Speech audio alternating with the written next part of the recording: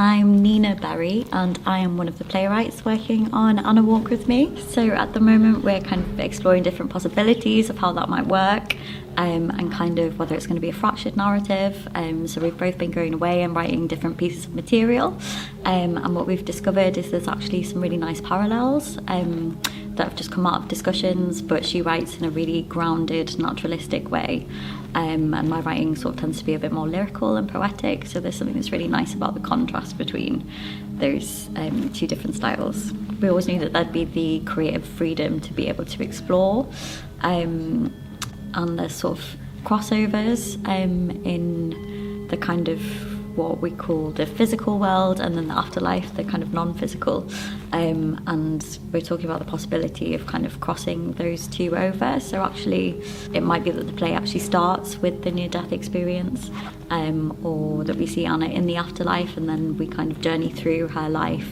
in a fragmented kind of way as a parallel to her journey in the afterlife, and kind of thinking about balancing the play and the kind of what needs to happen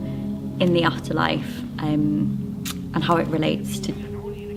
the character of Anna's life as well.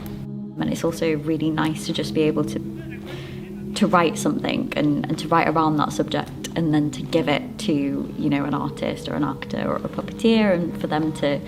play around with it as well. When Torben sort of asked me to be part of the project, I was kind of writing a play that explores really similar themes and that is quite kind of ethereal and otherworldly and kind of explores grief and, you know, what it means to lose somebody. And it just kind of felt like a progression of those kind of themes and ideas, which is something that I'm really interested in as a writer. And then also I'd never worked with another writer, and the fact that it was, you know,